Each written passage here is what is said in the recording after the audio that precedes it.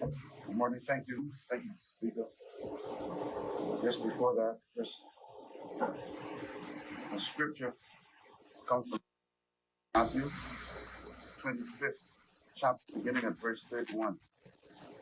So then the Son of Man shall come in his glory, and all the holy angels with him. Then shall he sit upon the throne of his glory, and before him shall be gathered all nations. He shall separate them one from another, as a shepherd divideth his sheep from the goats. He shall set the sheep on his right hand, but the goats on the left. Then shall the king say unto them on his right hand, Come, be blessed of my Father, inherit the kingdom prepared for you from the foundation of the world. For I was an hungered, and you gave me meat. I was thirsty, and you gave me drink. I was a stranger, and you took me in. Naked, and you clothed me. I was sick, you visited me. I was in prison, and you came unto me. Then shall the righteous answer, saying, Lord, when saw we thee an hungered and fed thee, or thirsty and gave thee drink? When did we see you as a stranger, took you in, or naked and clothed you? Or when did we see you sick or in prison and came unto you? And the king shall answer and say unto them, Verily I say unto you, inasmuch as you have done it unto the one of the least of my brethren, you have done it unto me. Then shall he also say unto them on the left hand, Depart from me, ye cursed, into the everlasting fire, prepared for the devil and his angels. For I was hungered, and you gave me no meat. I was thirsty, and you gave me no drink. I was a stranger, and you did not take me in. Naked, and you didn't clothe me. Sick, and in prison, and you did not visit me. Then they answered, saying, Lord, when did we see you hungry, or thirsty, or stranger, or naked, or sick, or in prison, and did not minister to you? Then he answered and said, Verily I say unto you, inasmuch as ye did it not to one of the least of these, ye did it not to me. These shall go away into everlasting punishment, but the righteous to life eternal.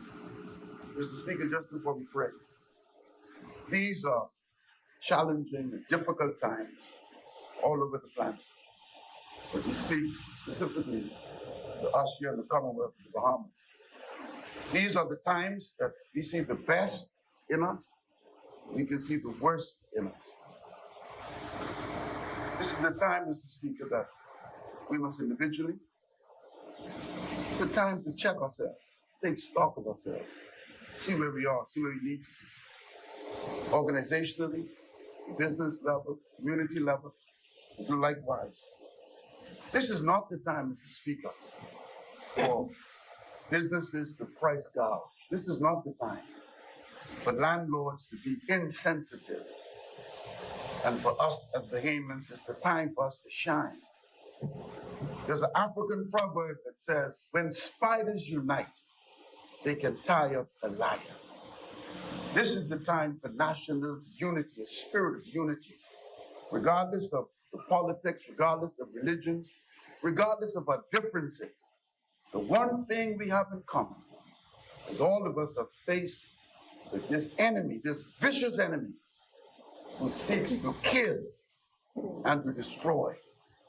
And with the spirit of unity, the spirit of humility, with the spirit of togetherness, we can defeat this enemy. Let us pray. Our Father, who art in heaven, hallowed be thy name. Thy kingdom come, thy will be done on earth as it is in heaven. Give us this day our daily bread, and forgive us our trespasses, as we forgive those who trespass against us. And lead us not into temptation, but deliver us from evil. Thine is the kingdom, the power, and the glory forever. Amen.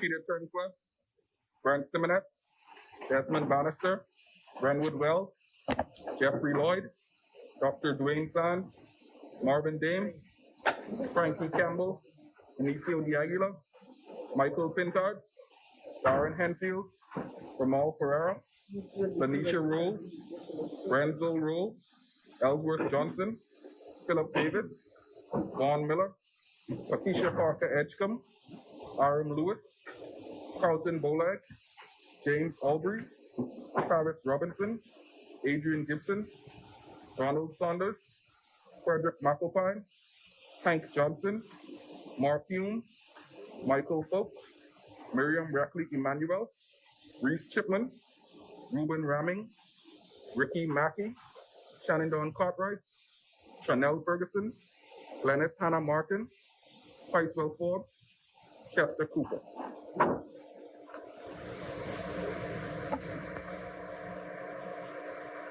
Good morning, honorable members. Introduction and swearing in of new members. Laying of documents by ministers. The chair recognizes the honorable member for Kalani. Thank you very much, Mr. Speaker.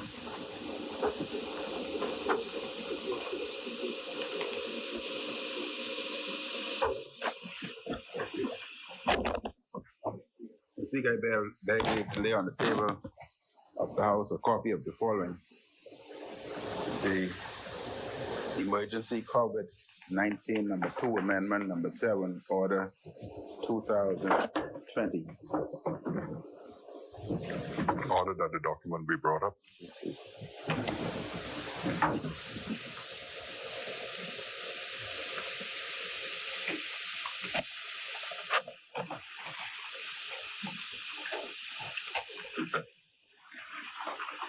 Order that the document do lie on the table.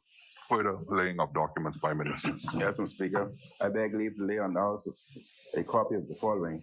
The Emergency Powers COVID-19 number 2 Amendment number 8 Order 2020. Order that the document be brought up.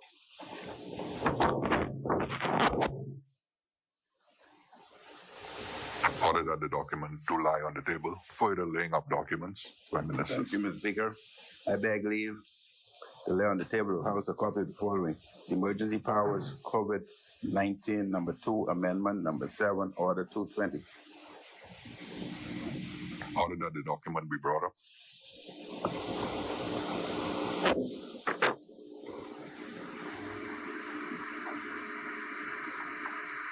Order that the document do lie on the table. Further laying of documents by ministers. Thank you, Mr. Speaker. I beg leave to lay on the table of the House a copy of the following. The Emergency Powers COVID-19 number 2 Amendment number 10 Order 2020.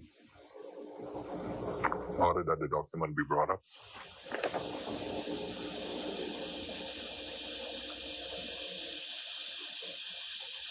Order that the document do lie on the table. Further laying of documents. Thank you, Mr. Speaker. I beg leave to lay on the table of the House a copy of the following. The Emergency Powers COVID-19 Lockdown number 2 Order 2020. Order that the document be brought up.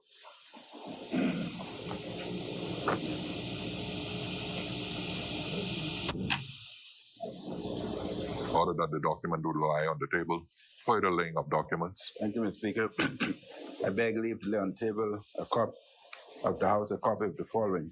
Emergency Powers COVID-19 Lockdown number 3 Order 2020.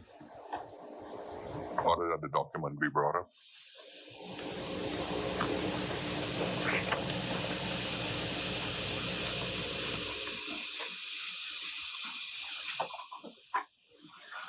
Order that the document do lie on the table. Further laying of documents by ministers. Thank you, Speaker.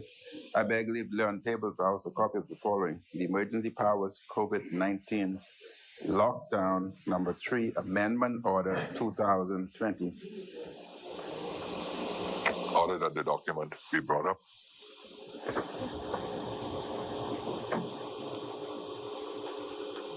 Order that the document do lie on the table. Further laying of documents. Thank you, Mr. Speaker. I beg leave to lay on the table of the House a copy of the following.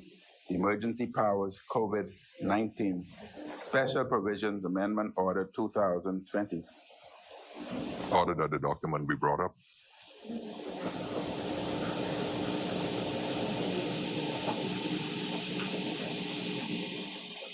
Order that the document do lie on the table. Further laying of documents. Thank you, Mr. Speaker. I beg leave to lay on the table of the House a copy of the following Emergency Powers COVID-19 Amendment Number 4, Regulations 2020. Order that the document be brought up.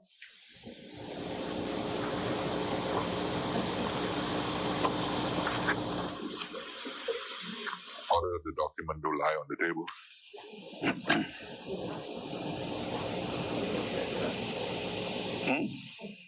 Further laying of documents by ministers. No, look. Thank you, Mr. Speaker. I beg leave to lay on the table of the House a copy of the following Emergency Powers COVID-19 Amendment Number 5, Regulations 2020. You almost trapped me. Order that the document be brought up. Order that the document do lie on the table. Further laying of documents. Thank you, Mr. Speaker. I beg leave to lay on the table of the House a copy of the following Emergency Powers COVID-19 Amendment Number 6, Regulation 2020. Order that the document be brought up.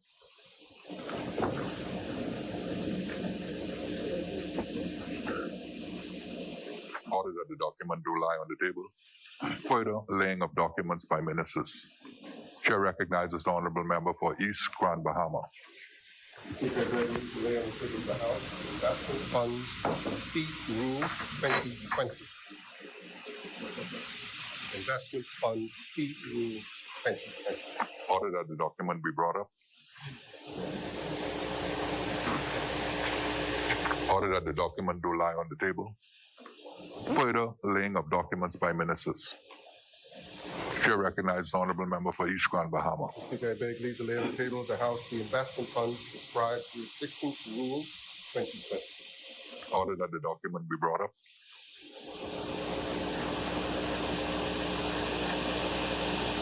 Order that the document do lie on the table. Further laying of documents by ministers. Chair recognizes the honorable member for East Grand Bahama. Speaker, I beg leave to lay on the table of the House the Bahamas Registered Stock Act, Chapter 362, Corrections 2020, Bahamas Registered Stock 2021. Order that the document be brought up.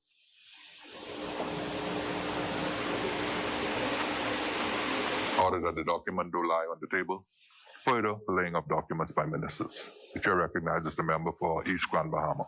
Speaker, I beg leave to lay on the table of the House the Bahamas Registered Stock Act, Chapter 362, the Bahamas Registered Stock Directions 2020, Bahamas Registered Stock Number 2, 2023, 2025, 2027, 2030, 2040, and 2050. Order that the document be brought up.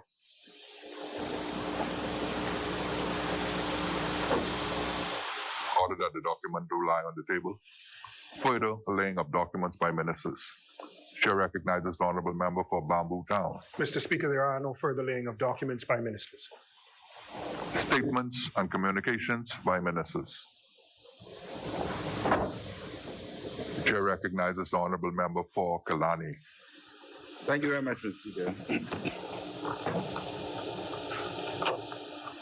Mr. Speaker, before I start, I would like to thank the great people of Kalani constituency who have given me this opportunity to represent them in this honorable house on now my third session. I also, Mr. Speaker, want to congratulate all of my ministers who has done an excellent job in dealing with this COVID pandemic that we face. Not only the ministers, but also parliamentarians who has done a good job, not just nationally, but also within their own constituency, as they've all displayed leadership and showed their constituents that they too were following this international pandemic very closely, monitoring the situation and doing all that they possibly can, not only in informing them as to the way forward, but also assisting them in meeting some of the problems that they face. But Mr. Speaker, the House meets today to approve a resolution extending emergency powers in the Bahamas because of the COVID-19 global pandemic. I also wish to provide the House and the Bahamian people with an update on a range of matters in my government's ongoing, full, and comprehensive response to the pandemic. I wish at the outset, Mr. Speaker, to offer the condolences of the country and my personal condolences to those who have lost loved ones in this deadly virus. They remain in our hearts and in our prayers. Mr. Speaker, the resolution before the House, that is A, approves the continuance of the proclamation made on the 17th day of March 2020 until the 30th day of May 2020. B, it affirms the continuance in effect of the Emergency Powers COVID-19 Regulations 2020 made on the 17th day of March 2020 until the 30th day of May 2020. It also affirms the continuance in effect of the Emergency Powers COVID-19 number 2, Order 2020, made on the 23rd day of March 2020 until the 30th day of May 2020. It also affirms the continuance in effect of the Emergency Powers COVID-19 Special Provisions Order 2020, made on the 30th day of March 2020 until the 30th day of May 2020. Mr. Speaker, I know that some will be disappointed by the extension of the emergency orders, including workers, businesses who are hurting. But I assure them, and I assure all Bahamians and residents, that this short-term sacrifice and pain is absolutely necessary. It's needed, Mr. Speaker, to reduce the spread of the virus, to protect the health and safety of those we love, and to revive our economy as quickly as possible. Mr. Speaker, we must always be people of gratitude, because therein lies a source of spiritual strength and generosity. On behalf of the people and the government, and on my own behalf, we will never cease nor tire from expressing our profound gratitude to the healthcare professionals at every level who battle daily against this virus. These men and women, Mr. Speaker, place themselves at risk day after day to save lives and to heal their fellow citizens and residents. Mr. Speaker, they are heroes who never expected to be called to such a duty, but who are nonetheless serving us all in one of our greatest hours of need. We owe gratitude also to all the men and women in our law enforcement branches who help to ensure law and order, especially during these challenging times. I salute all public officers who continue to perform their duties in every government ministry and agency. I salute also private citizens and those businesses who have demonstrated generosity of spirit and an unwavering commitment to the common good. This includes, Mr. Speaker, those business enterprises that continue to sustain and to support staff members and workers during this terrible and devastating economic downturn. I appeal once again to those businesses and citizens with a capacity to do so, to continue to support their workers and continue to support their employees.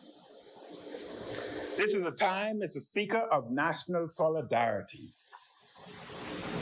This is a time when we must demonstrate that we are truly one Bahamas. And to demonstrate this national solidarity, Mr. Speaker, I'm asking all Bahamians that tomorrow they should all wear a color of the flag, which would be demonstrating our solidarity and our commitment to defeat this invisible enemy. Mr. Speaker, we stand at the beginning of the spread of COVID-19 in the Bahamas. Among our best measures for fighting this outbreak are measures such as staying at home, physical distancing, and other vital measures such as curfews and lockdowns. We fight an enemy that we cannot see, an enemy that has already taken the lives of over 200,000 individuals and worldwide, and in excess of 50,000 individuals in the US alone. Contact tracing and the temporary quarantine and isolation of those exposed to the virus are also vital measures to arrest the spread of the virus and to save and to protect lives. I join the Minister of Health in recognizing the outstanding and valiant work of the surveillance officers at the Ministry of Health.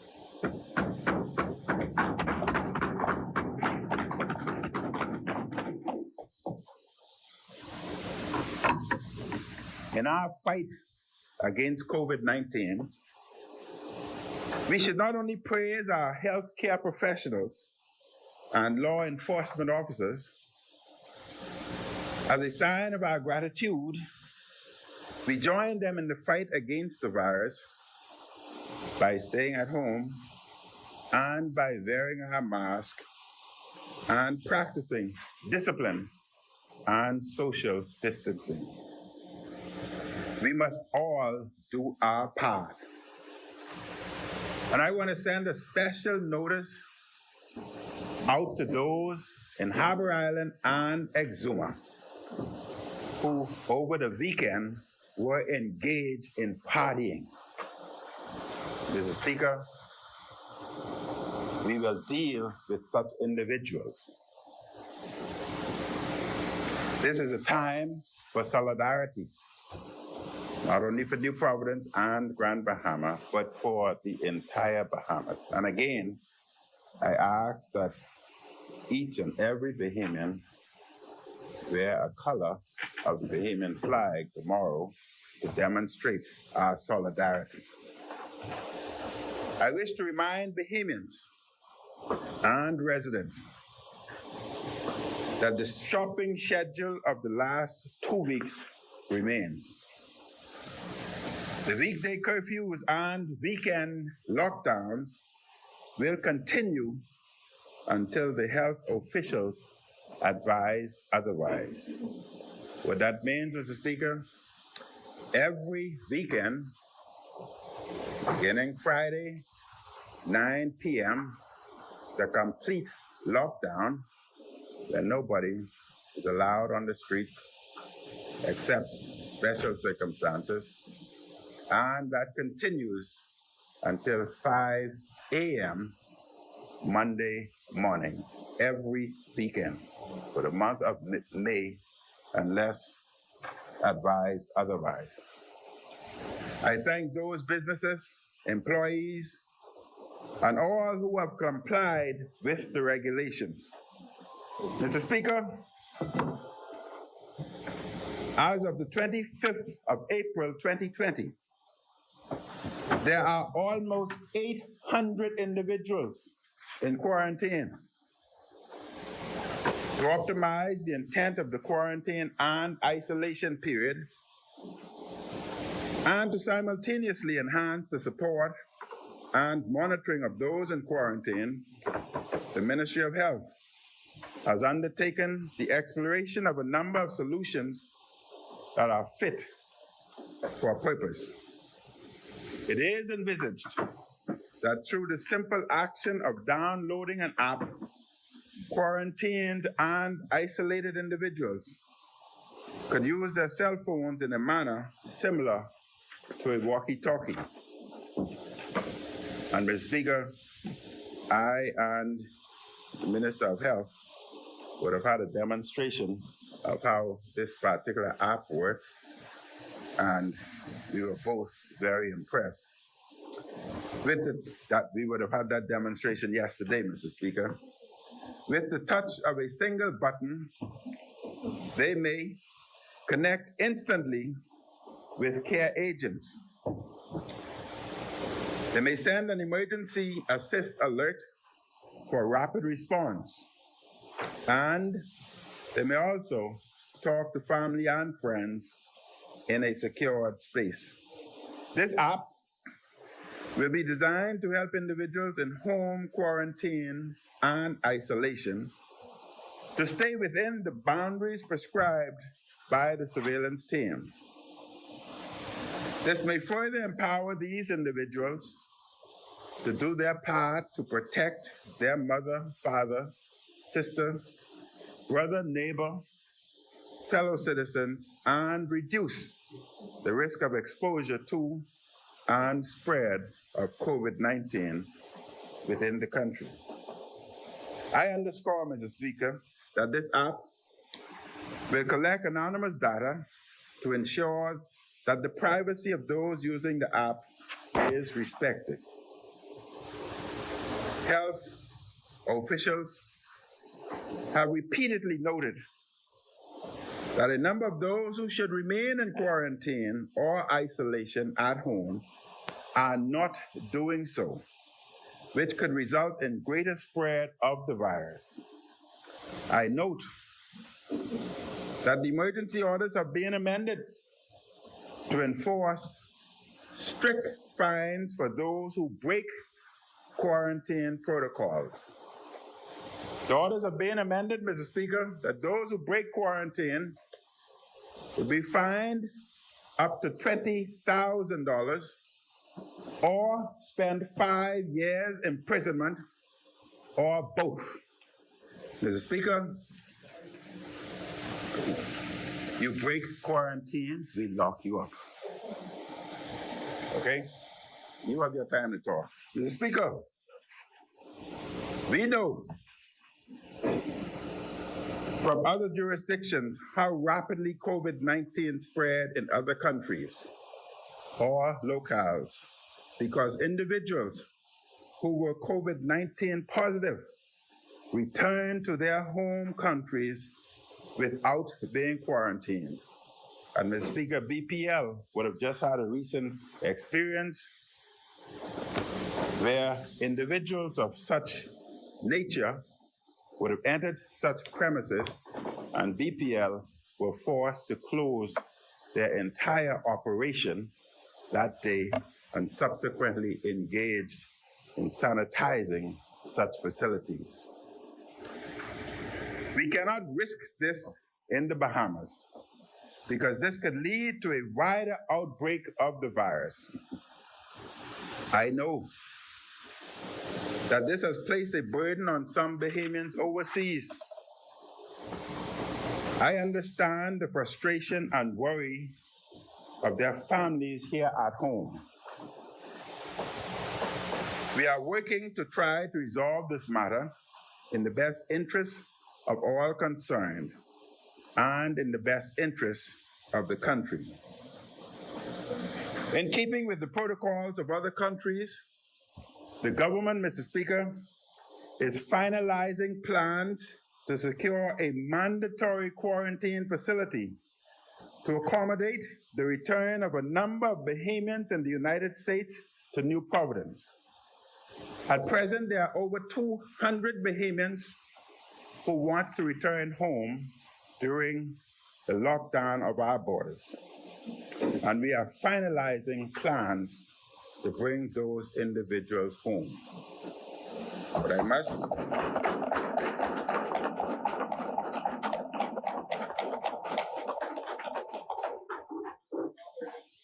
Mr. Speaker, I advise all those individuals who want to travel home that they should contact the Consul General in Miami so as they can be informed as to when they would be brought home. And Mr. Speaker, I would speak more about the protocols at a later time, but I would say at this time that all those individuals would be quarantined in a designated facility, and that facility will be guarded and protected by the Defense Force. And any individual who breach the boundaries of the Defense Force will be fined up to $20,000 or 5 years imprisonment or both.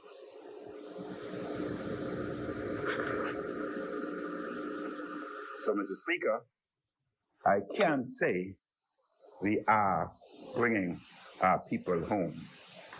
Mr. Speaker, to emphasize the need to reduce community spread of this deadly virus, I wish to share with the House the assessment by health officials of the analysis of confirmed COVID-19 cases by Dr. Donnie Davis, an associate professor, PhD at the University of the Bahamas. The government's COVID-19 coordinator, Dr. Dal Regis, provided notes regarding the impact of the restrictive measures put in place to mitigate the spread of coronavirus, COVID-19, throughout the islands of the Bahamas. She noted, and I quote, "The Ministry of Health tested all symptomatic and suspect cases of COVID-19 as recommended by the World Health Organization. During the period prior to the curfew restrictions, the country recorded increased number of cases every day and then daily." She further quote, "Following the first lockdown period, there was a decrease in new cases according to the exponential curve. At least 23 cases were avoided with the imposition of the restrictive measures. And additionally, lives were saved," end quote. Dr. Dal Regis forwarded the report from Dr. Davis, noting that, quote, "models were developed with his support and a team from PAHO, the Ministry of Health, and other international statisticians and mathematicians." Dr. Davis's report notes, "Building on the assertion that the difference between the predicted curve and the actual value is attributed to social distancing measures, it follows that social distancing resulted in an estimated reduction to 23 new cases by day 27, April 9th, 2020. This, Mr. Speaker, is a 36% reduction in the number of new COVID-19 cases. Mr. Speaker, what they're saying is that our measures that we have implemented were working and are working and has reduced and has reduced the number of infected cases by 36%. The aforementioned estimated reduction of 23 new cases translate into an estimated reduction of 4 deaths over the past week. This death reduction estimate is based on the country's fatality record of 4 deaths for 41 confirmed cases. Without the social distancing measures, further quotes, we estimate, and this is the professionals, Mr. Speaker, the professionals, which involve the professor, ministry representative, and international representatives. They said, without the social distancing measures, we estimate the country would have recorded 10 deaths by day 27. And these unrealistic deaths represent a 33% reduction in the number of estimated COVID-19 related deaths by day 27. Again, Mr. Speaker, as a result of our management and measures implemented, we have reduced the potential number of Bahamians who may have died by 33%. Further, the reduction of 23 cases indicates a reduction in the caseload for the doctors and hospital resources and demand for beds. Mr. Speaker, my government will do all that we can to protect the vulnerable in our society. This is a time for national solidarity. As previously announced, the government is appointing a national food committee which will consult widely with many stakeholders in numerous fields. The major objective of the National Food Committee is to steer the coordination and collaboration of the public sector, private sector, and NGOs to increase food distribution nationally and fairly. This includes, in the immediate term, distribution of food to vulnerable individuals and communities. We must ensure, Mr. Speaker, that the poor and those struggling through the current economic downturn because of the pandemic have sufficient nutritious food. We must also ensure that those affected by Hurricane Dorian continue to have food. I wish to emphasize that many more Bahamians are vulnerable to food insecurity as a result of COVID-19. This includes, but is not limited to, the newly unemployed, self-employed individuals whose businesses are adversely affected, senior citizens unable to leave their homes because of the virus, school children who do not have sufficient food, and some patients and those who provide them with care at home. Mr. Speaker, the National Food Committee will coordinate with various food sector agencies and groups for the distribution of food to the vulnerable. And these agencies and groups include, but are not limited to, the Ministry and Department of Social Services, the Ministry of Health, the Ministry of Education, the National Emergency Management Agency, the Disaster Recovery Authority, domestic and international NGOs, civil society groups, philanthropic organizations, and private citizens and businesses. The National Food Committee, Mr. Speaker, will help to determine the need for engagement of food workers both formally and informally, to help with the preparation and distribution of food. The committee, Mr. Speaker, will make recommendations on delivery of food for vulnerable individuals. This will be done in consultation with the Ministry of Health and the head of the COVID-19 Health Task Force.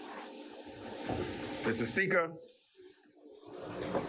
the committee will communicate with wholesalers and retailers to confirm the status of food supply chains in the country and make recommendations on how to keep these supply chains viable. The committee, Mr. Speaker, this national committee will put together a national digital food distribution plan to ensure that every Bahamian in need is provided with food. Mr. Speaker, it's essential to put this digital distribution network together so that we would know throughout the length and breadth of the Bahamas, once those individuals are within the digital system, we can keep abreast and ensure that those individuals are adequately supplied and supported with their food needs. It would also, Mr. Speaker, reduce the possibility and chance of double or triple dipping with individuals moving from one distribution center to another, because it's all a national digital food distribution network. And this network, Mr. Speaker, would be able to incorporate various different sectors of society. Once the plan is digitized or digitalized, we can incorporate the taxis into the delivery mechanism to ensure that food are delivered to the various distribution centers, and taxis can become involved and subsequently help in this employment network. And even the buses, as we know today, as jitneys, can be retrofitted and subsequently be incorporated in this national digital development food distribution plan so as to incorporate a network of entities. And the distribution centers, Mr. Speaker, may be those that we know today and can also utilize all the urban renewal centers, not only in New Providence, but throughout the Family Island. And Mr. Speaker, we are digitizing our food network so that we would be assured that each and every Bahamian is looked after, and we would not have or not engage in the possibility of double dipping, triple dipping, home run dipping, and whatever dipping, ignoring or marginalizing any individual.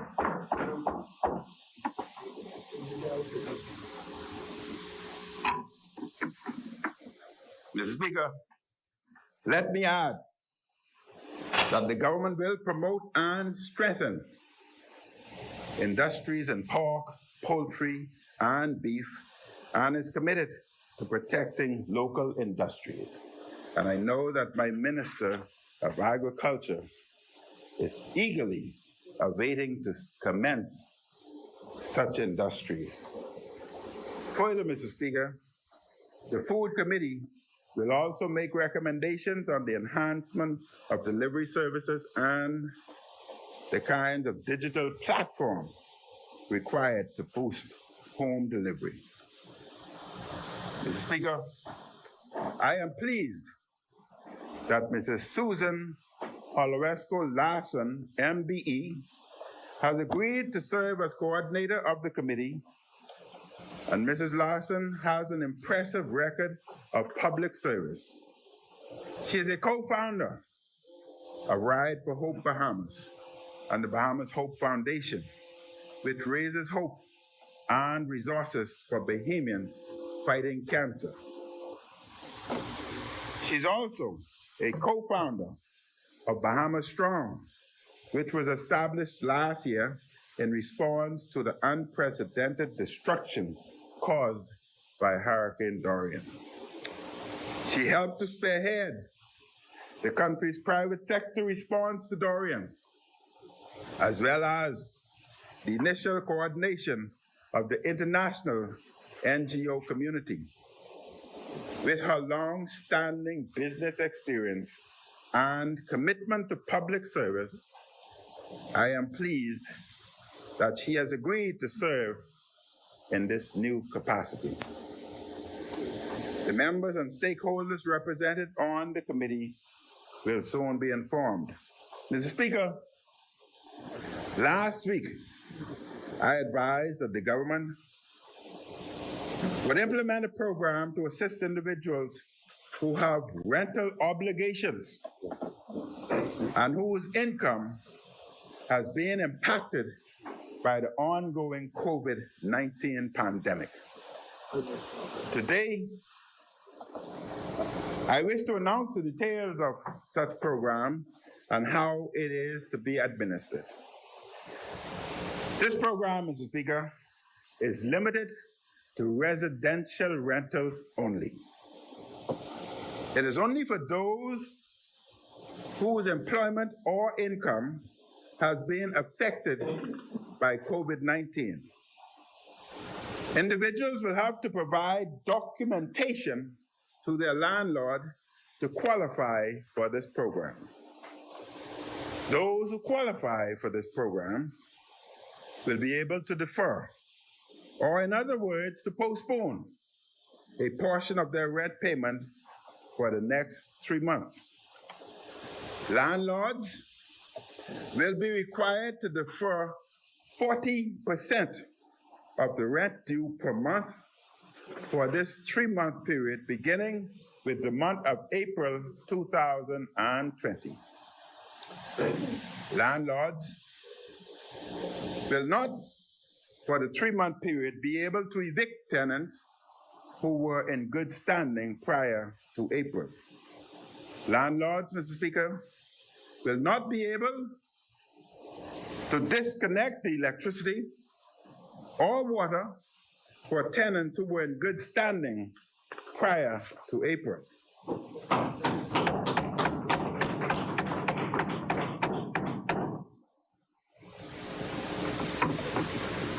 Mr. Speaker, I am engaged in the real estate industry, and before such laws or such rental processes was implemented, I had discovered that adjustments were already made to me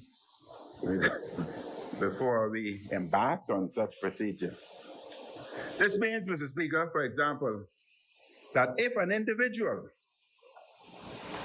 the individual's rent is $800 per month, they will be required to pay $480 per month over the next 3 months. The remainder will be deferred or postponed. At the end of the 3-month period, individuals will have 12 months to pay back the deferred amount. This means that individuals will have to pay the unpaid rent back to the landlord, but will have a full calendar year to do so. I note again, Mr. Speaker, that landlords will not be able to evict any tenant who was in good standing as of March of this year. That means that there should be no evictions between now and the end of June, unless the tenant had been already legally eligible for eviction before April. I want to be very clear, Mr. Speaker. This is not permission for individuals not to pay their rents. I advise those who are still able to pay, who are able to pay their full rent, to do so. Mr. Speaker, It is important to recognize also that landlords depend on rental payments for their own income and often to pay off their bank mortgages on their rental properties. And this is why those rental payments can be deferred, but they cannot be eliminated. I am pleased to advise that the commercial banks have indicated that they are open to deferring the mortgage payments of rental properties to the extent that landlords are affected by this program. And to qualify for this program, Mr. Speaker, a renter must meet the following criteria. They must be renting residential property inside the Bahamas. They must be paying a monthly rent of $2,000 per month or less. There must be no more than 1 month in arrears with rent. They must be a Bahamian citizen or legal resident. They must be able to demonstrate that their employment or income stream has been affected by the COVID-19 pandemic. And renters will have to provide the evidence necessary to show that their income has been impacted by COVID-19, and they will have to sign an agreement to repay the amount deferred. This will be mandatory for all landlords for their qualifying renters. In due course, I will present a revised order to give effect on this program. Mr. Speaker, it is my hope that renters and landlords can work together through this unprecedented time to implement this program with full cooperation by both sides.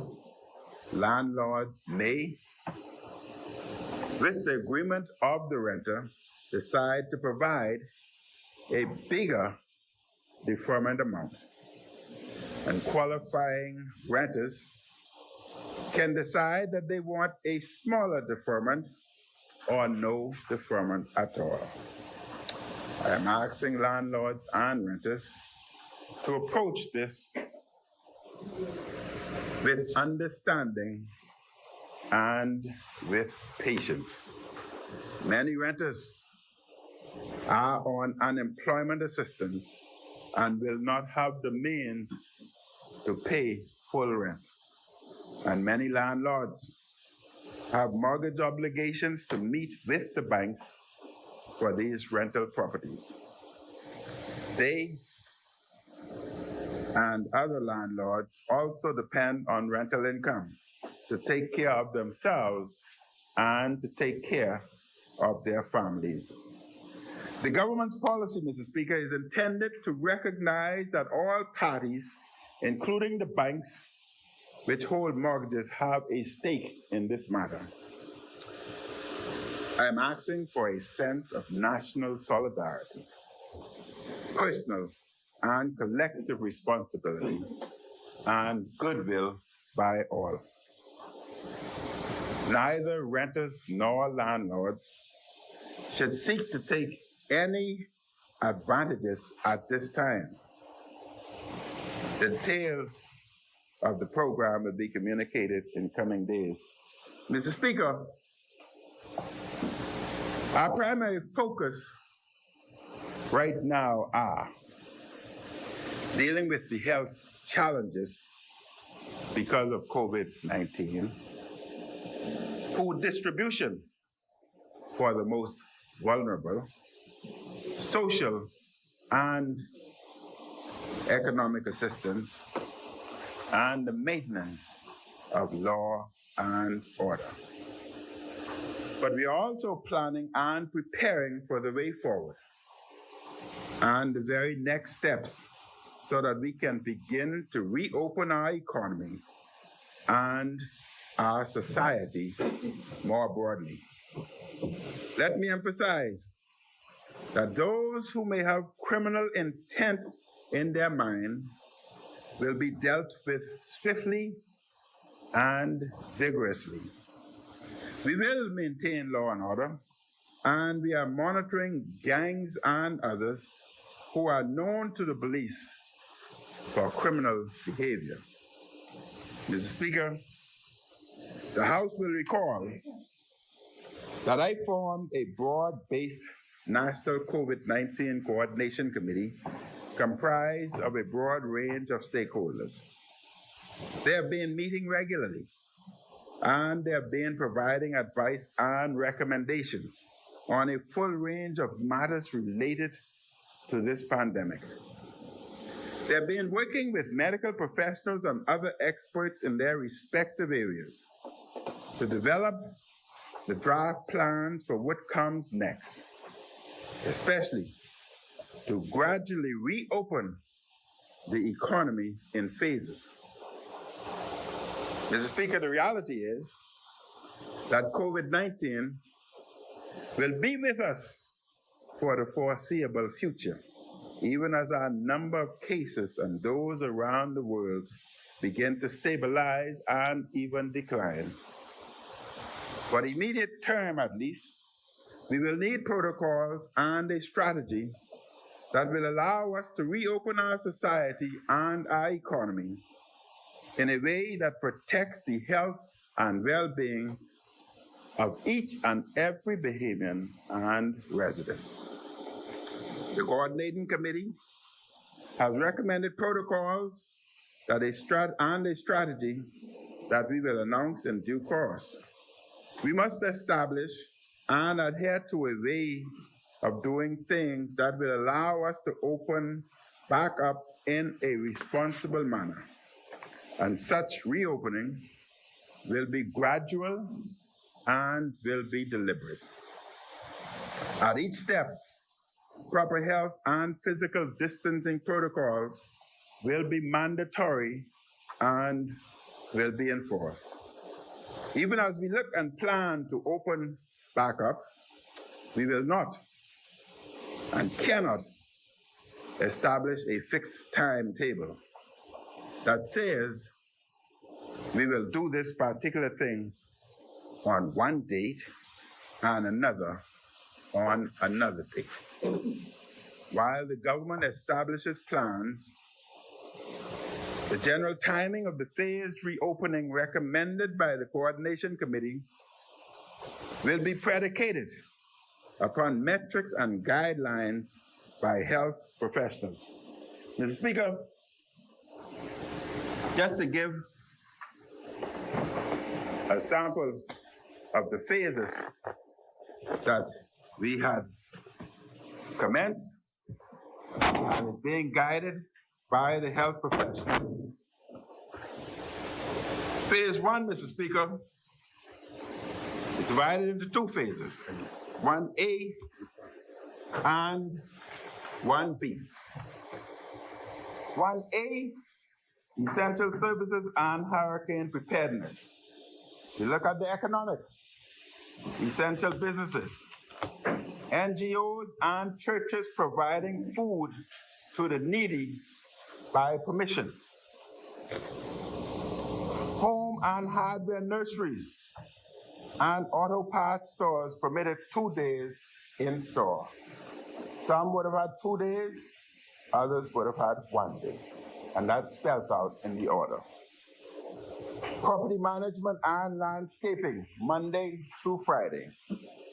Manufacturing of PPEs and sanitizers, Monday through Friday. Then we also looked in phase 1A at the social component. 24-hour curfew, of which I spoke about. Monday, 5 a.m. to Friday, 9 p.m. After which, lockdown. Exercise, 90 minutes in neighborhood, Monday through Friday. Lockdown, Friday, 9 p.m. to Monday, 5 a.m. And exercise on own property.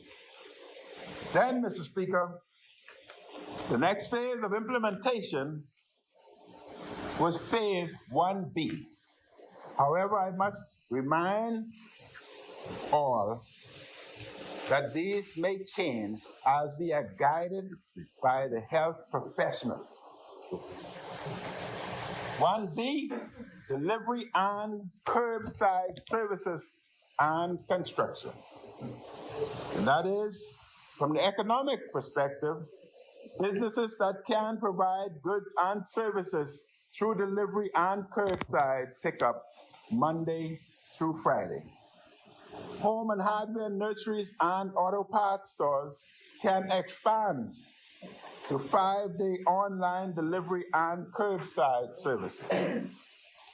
Then permit construction in Nassau with industry protocols Monday through Friday. And you would note, Mr. Speaker, that there's always been incorporated a social component. Then we were supposed to embark on phase 2, 3, 4, and 5 as we open our economy. And phase 2 refers to expanding operations. Phase 3 refers to beginning the new normal. And phase 4 talks about moving forward. And phase 5 speaks about restarting tourism and opening the borders.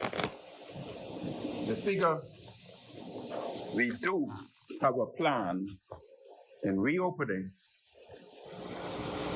our economy, but our plan is guided by the health professionals and the discipline and cooperation of each and every Bahamian citizen.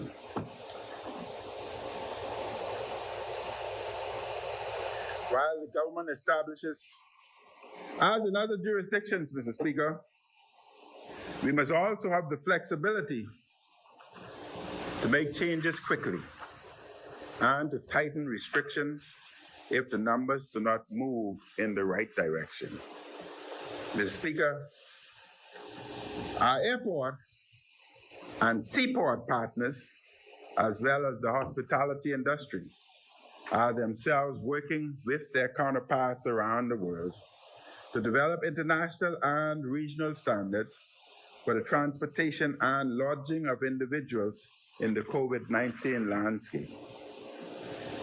We will review these standards and accept those that we feel are appropriate for the Bahamas. And I want to inform Bahamian populace that over the weekend, on Saturday and Sunday, I will have been in communication, I've spoken to the Prime Minister of Barbados, who is the chairman of CARICOM, and I would have spoken to the Prime Minister of St. Lucia, Alan Chasame, who are working aggressively and progressively to institute and to complete the CARICOM plan with respect to opening our hotels and having our airlines flying not only domestically but internationally. And I'm happy to announce that our Bahamian professionals from tourism and Airport Authority, NAD, are also involved in establishing international protocols so that our hotels and tourism products can be jump-started and take off like turbo engines. We will also, as necessary, Mr. Speaker, implement our own specific standards where we feel various regional and international standards do not match our reality. We have started to reopen small parts of the economy to allow Bahamians and residents to access hardware and auto parts, among other items. Any further reopening will be guided by the advice of our health professionals. Mr. Speaker, yesterday, the Cabinet Office announced the Economic Recovery Committee, National Coordinating Committee, is a committee representing various national stakeholders to advise the government generally. The Economic Recovery Committee is a group convened to draft a medium and long-term strategic vision for recovery, along with proposed implementation plans. The co-chairs of the committee are Acting Financial Secretary, Mr. Marlon Johnson, and businessman, Mr. Ken Kerr, CEO, Providence Advisors. The Economic Recovery Group is made up of individuals and noted expertise and experience from the private and public sector. This group will consult widely at home and abroad with representation from myriad industries. Mr. Speaker, I should also announce that this group will form subcommittees so as to involve all family islands and other stakeholders throughout the wider Bahamas. This would give, Mr. Speaker, all Bahamians, an opportunity to put forth their views with the economic direction of our country. And this public-private committee will make recommendations to the Cabinet on the long-term economic recovery of the Bahamas economy, including job creation and stimulating small business recovery and development in response to COVID-19. The committee will focus on restoring the macroeconomic economy, restarting a competitive business environment, economic diversification, tourism and transport, financial services, and labor. Public-private partnerships will be essential in restoring and rebuilding our economy. I have charged the Economic Committee with thinking boldly and creatively in its deliberations. We are in a new era, Mr. Speaker, so we must think in new ways and think outside of the narrow confines of what is necessary or possible. Mr. Speaker, the COVID-19 pandemic has caused the worst economic crisis for our country in living memory. And due to international borders being closed, our tourism sector has shut down, and tourism is the heart of our economy. The virus and its effects make it difficult to predict when tourism will return. We have the most dynamic tourism economy in the region. We will do all we can to be ready to receive and host visitors when they can travel again. However, in the interim, while travel has stopped, we must explore what else we can do to make it through in these difficult times. The purpose of this economic advisory group is to give practical, innovative, and doable policy recommendations for the way forward. We need the minds and hearts of this committee to contribute ideas that Cabinet and the Parliament can consider to boost our economic circumstances. This is not the time, Mr. Speaker, and I repeat, this is not the time to be timid. This is the time to be bold.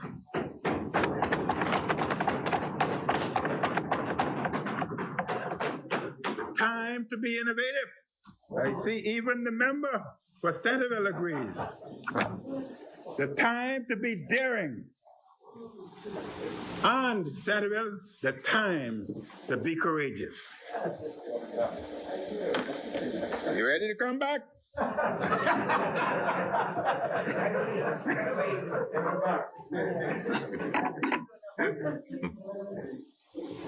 What I needed, Mr. Speaker, what I needed are ideas that can generate economic activity and trade and a pathway to those that is doable.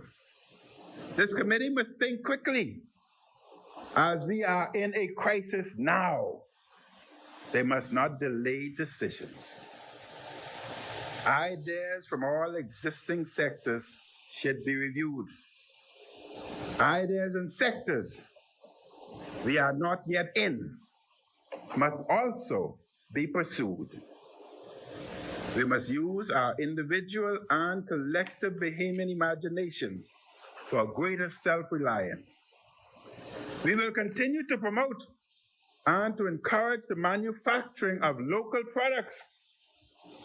The new face mask industry is doing well, and by some estimates, may be valued between $6 to $9 million per year. And Mr. Speaker, I am also happy to announce that Bahamian industries and manufacturers are stepping forward. While sanitizers are difficult to obtain because of the need by the globe, by the world, Blanco Bleach has embarked on a new lemon fragrant sanitizer. And Mr. Speaker, this is locally made. And this government has made a commitment that products that are locally made will be protected because we must start producing our own.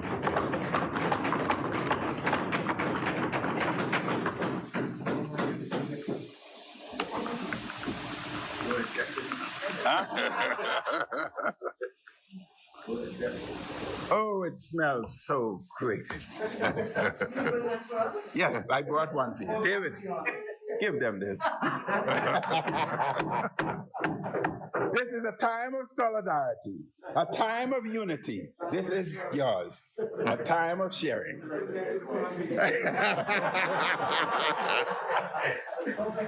Mr. Speaker, I'm also happy to announce that another company,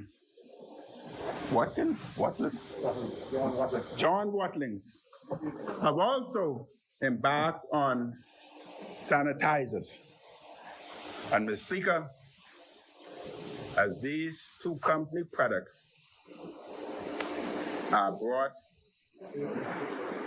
forward and produced for our market, they can be assured, like we have protected the mask industry, that we will, as we move into this new frontier, we will protect our local industries.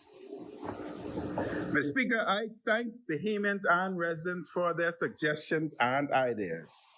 As of Sunday, April 26, we have received more than 1,700 suggestions that have submitted ideas through the opm.gov.bs suggestion platform. We are in the process of sorting these suggestions, which are poured in from New Providence, from Grand Bahama, and the Family Islands. And Mr. Speaker, I was so proud to see so many suggestions coming from the Family Islands. And I can say here, without fear or without favor, that I am proud of my Family Islanders.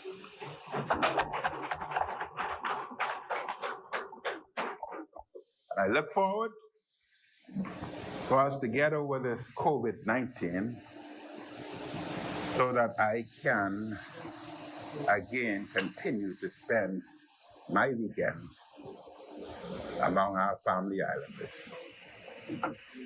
The suggestions cover topics ranging from ideas on how to diversify our economy how to address critical issues like food security, how best to reopen our economy, how to improve government services, and many, many more. We may not be able to reply to every suggestion, but we will carefully read every submission and ensure that it reaches the right agency for consideration. I encourage Bahamians and residents to continue to send forth their suggestions. We welcome the ideas. I thank the Bahamian people and residents for the solidarity they are demonstrating at this time. And Mr. Speaker, most Bahamians are playing their part in the fight against this virus. Many are staying at home and following the guidelines and emergency orders. Many students are learning at home while their parents are working from home. Some Bahamians are discovering new talents and new hobbies. Bahamians and residents are wearing their masks and practicing physical distancing. There are countless acts of love and kindness and generosity. We must all continue to play our part to stem this outbreak and to return over time to a greater sense of normalcy. Please continue to stay at home. Go out only when absolutely necessary, and go out by yourself, not as a group. As another world leader said, remember, it is not just about adhering to the letter of the law. The spirit of the guidelines is to reduce movement to a minimum and to avoid being out and about in the community. This is the way to protect yourself, your family, and everyone else. Mr. Speaker, we had introduced face masks several weeks ago, and just recently announced on the news that Germany, just this morning, has introduced face masks for all of its residents to use in public places and in some various states within Germany, in private places also. But we have done that more than 10 days before Germany. Mr. Speaker, in all things, and you can have, I couldn't tell if that was your mask or just normal. Anyhow, we talk about that later. In all things, Mr. Speaker, and at all times, let us pray unceasingly to the God who gives life and who is able to give new life and life abundantly. I wish to close with the words of a well-known hymn, which may be our shared prayer and hope. To the God of new beginnings we pray.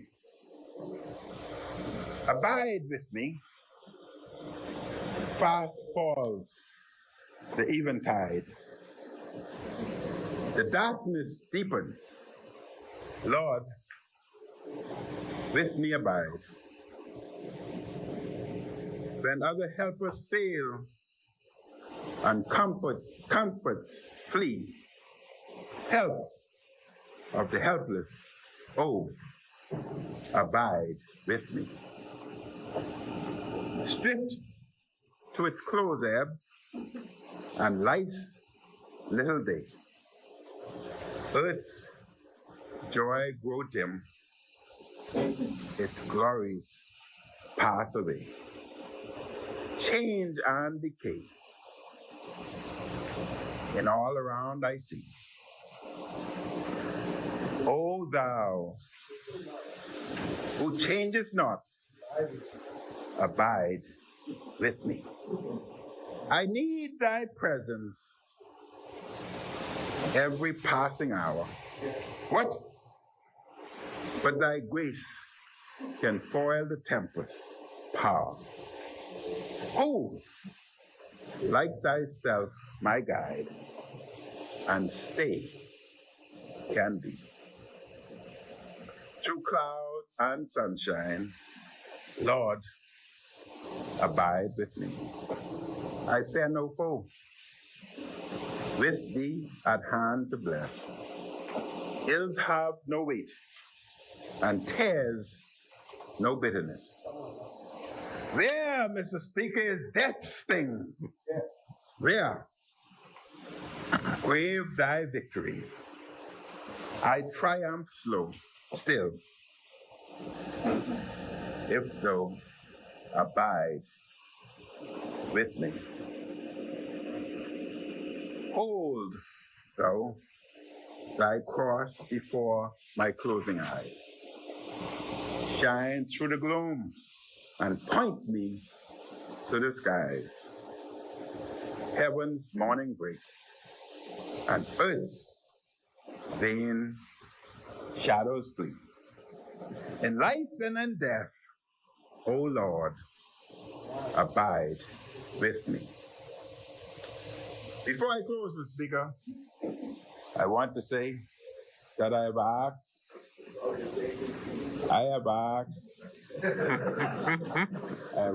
thee, you'll have your time. Before I close, Mr. Speaker, I have asked the EOC, Ministry of Health, that whenever, however they can accommodate, they can give the opposition an update as to what's happening and the way forward. The problem they face, Mr. Speaker, is they are so tied down in work that it was difficult for me or for them to find a fixed date. But be assured that in spite of the work that they're doing and their business, they will from time to time find the opportunity to update the opposition and to listen to what may be the opposition's recommendation. I thank you, Mr. Speaker, and may God continue to bless the Commonwealth of the Bahamas.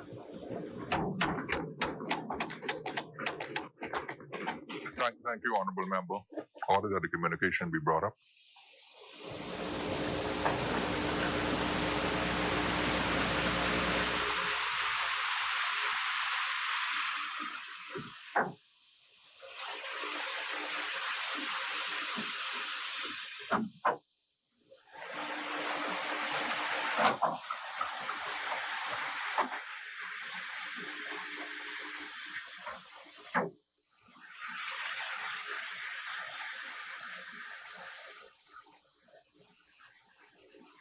Order that the communication do lie on the table.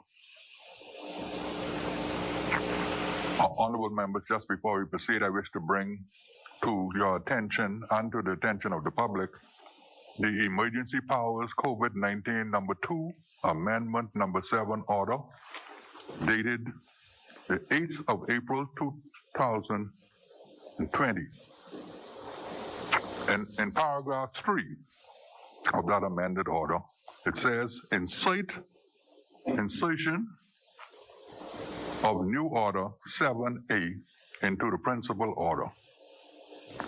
The principal order is amended by the insertion immediately after order 7 of the following new order, order 7A, requirement to wear masks. And I'm bringing this to the attention because I've seen a number of persons moving about the community not wearing masks, and as I look around in this chamber, I see 1 or 2 members not wearing the mask. Now, I understand the difficulty and the challenge when you're speaking in terms of wearing the mask, because believe me, it was a challenge for me just learning how to breathe wearing this mask. But the order says every person who leaves his residence, every person who leaves its residence in accordance with the provisions of this order and any exemption granted thereunder shall wear a mask covering his nose and mouth while away from his residence. And interestingly, subsection 2 says, an exempted business or undertaking may deny entry to any person not wearing a mask covering his nose or mouth.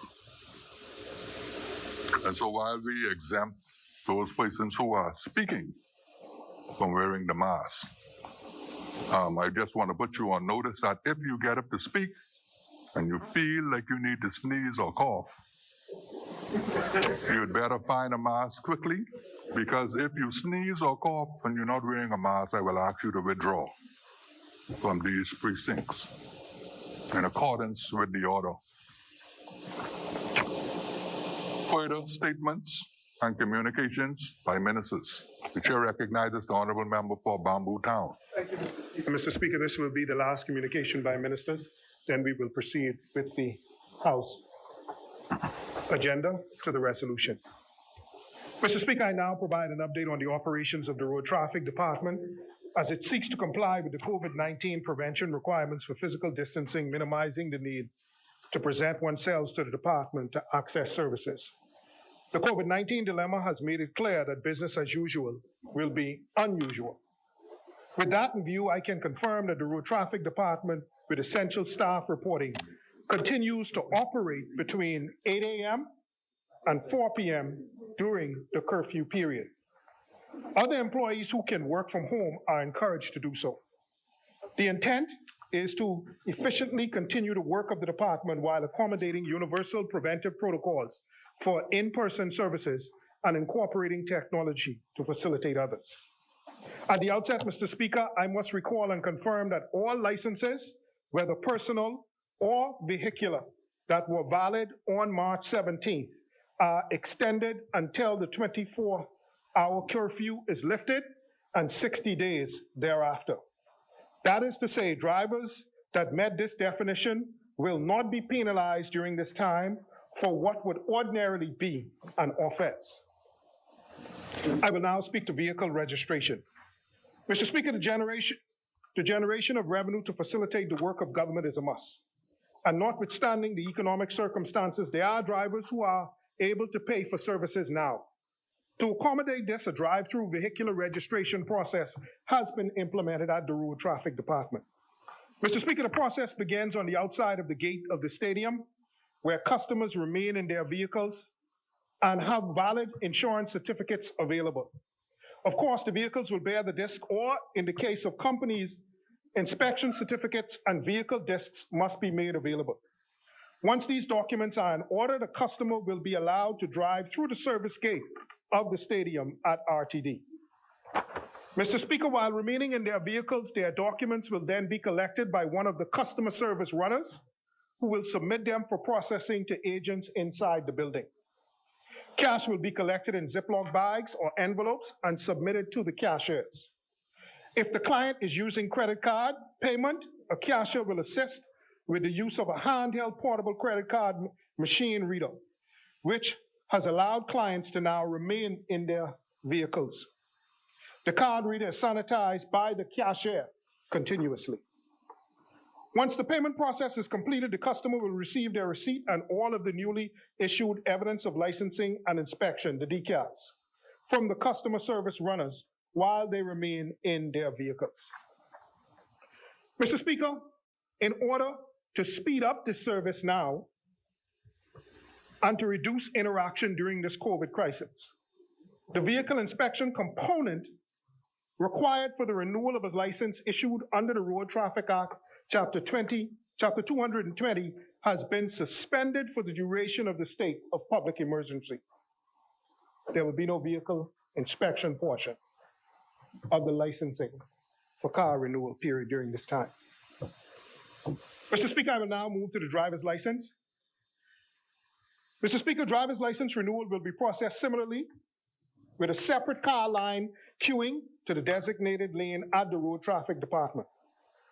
Once the customer's license is sanitized, the card will be checked to ensure that the cardholder is seeking to complete the renewal of the card.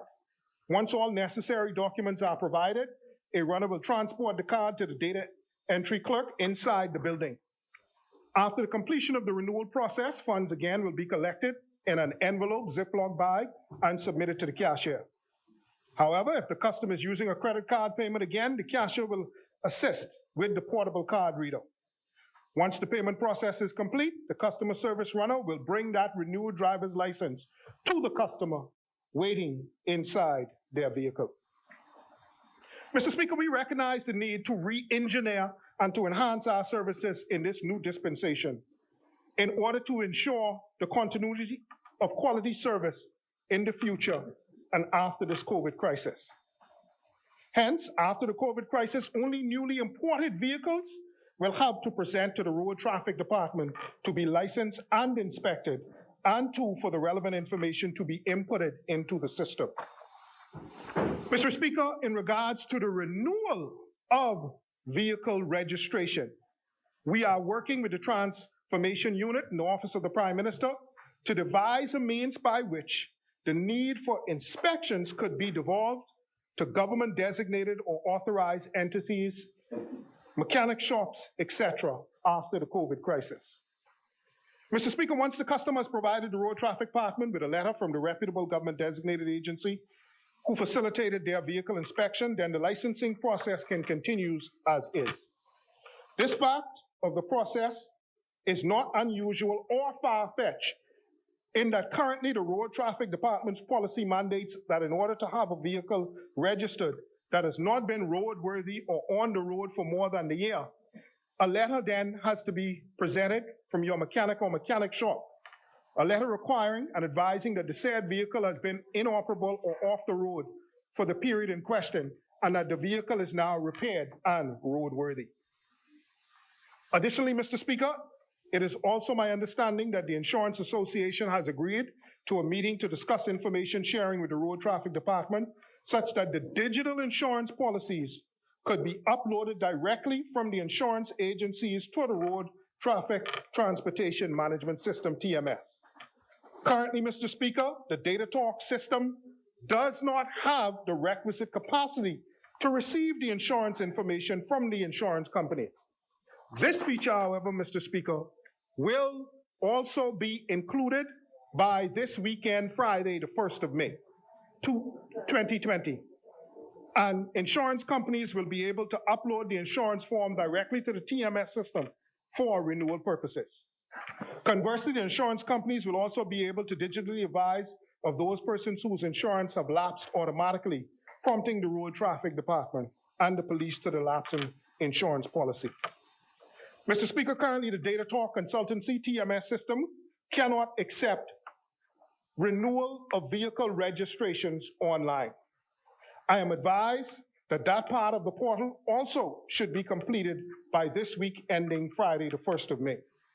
Thereafter, we will be able to allow individuals to upload information and register online for vehicle registrations and renewals. Mr. Speaker, provisions will also be made to receive monies online for the vehicle registration. This will comport with our previously stated objective to have a predominantly cashless system for the operations of the Road Traffic Department that automatically remits to the Treasury. Once this is achieved, the customer will need only come to road traffic in the future to pick up vehicle decals. Mr. Speaker, the traffic management system instituted by the former minister, which is presently on the road traffic website, has online driver's license renewal services available. However, customers cannot pay for the driver's license renewal online. To effect online payment, the Department of Transformation is working with the Data Talk Consultancy to make this service further operational by connecting it with a Royal Bank of Canada gateway facility so that customers can make direct payments through this online portal to the Treasury for license renewal.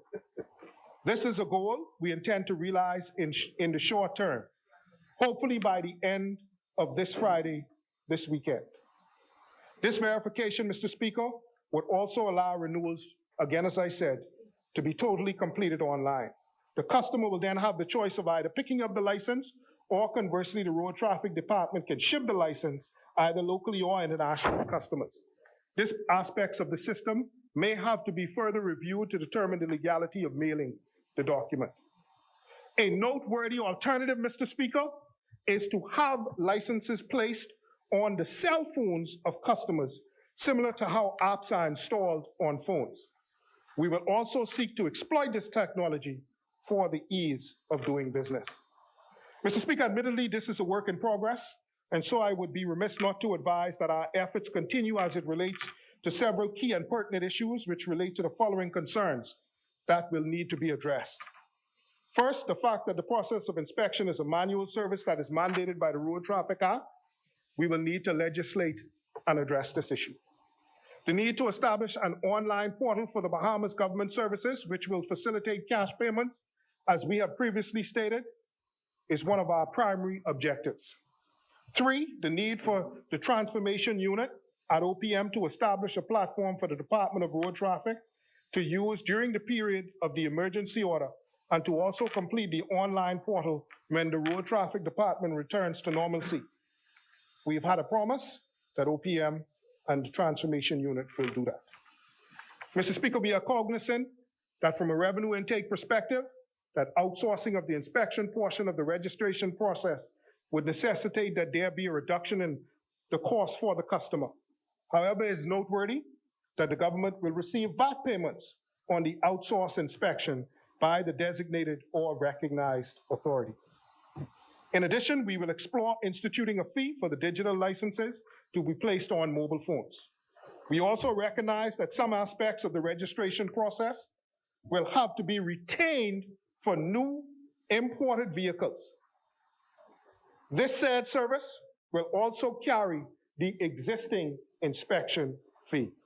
Mr. Speaker, we believe that these new and improved measures will enhance the quality of service the Road Traffic Department provides to the Bahamian people during this crisis and beyond. So, Mr. Speaker, with that, God bless you, God bless, and keep the bold and beautiful Bahamian people. I thank you. Thank you, Honorable Member. Order that the communication be brought up.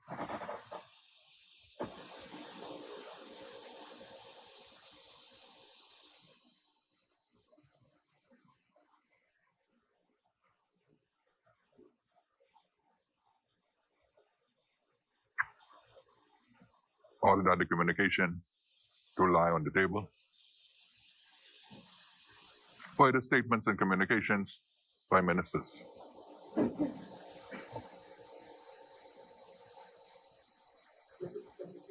Further communications by ministers. Thank you. Communications by the clerk. Messages from the Governor General. Messages from the Senate. Motion for leave of absence, leave to resign seat, and new writs. Presentation of petitions. Presentation of reports of committees. Adoption of reports of committees. First reading of bills. Second reading and committal of bills. Committee of the whole House. Third reading and passing of bills. Consideration of Senate amendments.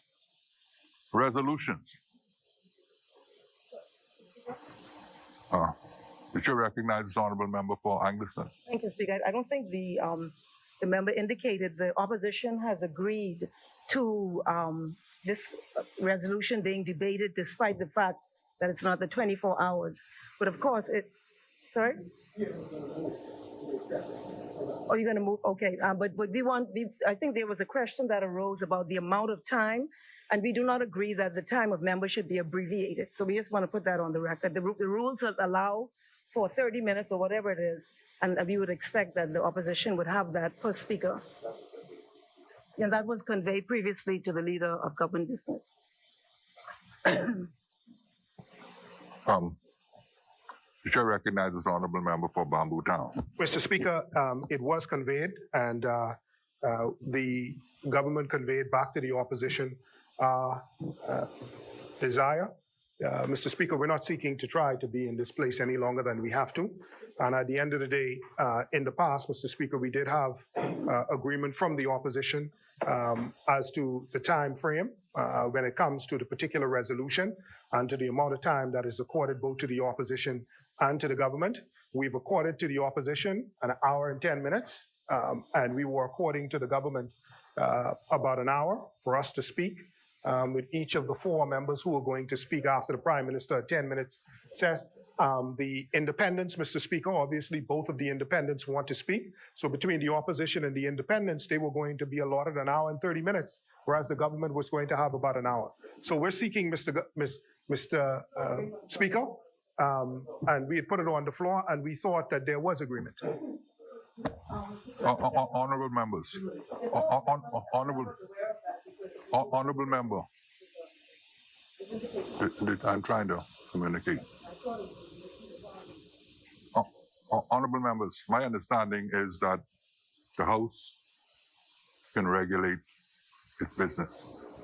So the chair would recommend then that whatever the position or the motion is, that it be put to the House, and once the House agrees, we'll proceed accordingly.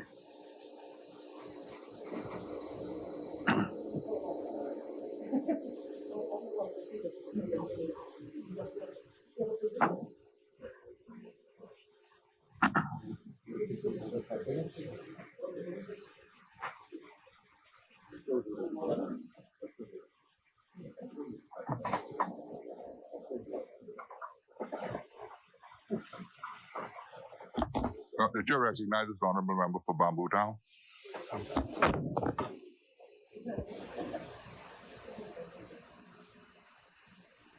Mr. Speaker, I do move a motion in regards to.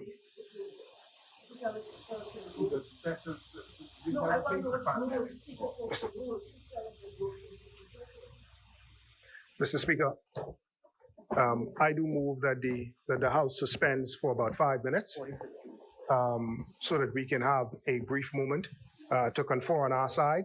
I could do Rule 46C, but we will confer on our side and we will get back. So I do move that the House suspends for about 5 minutes. Honorable members, it has been moved and seconded that the business of this House do suspend for approximately 5 minutes. As many as are in favor will remain seated. Those who oppose will stand. The business of this House stands suspended for approximately 5 minutes.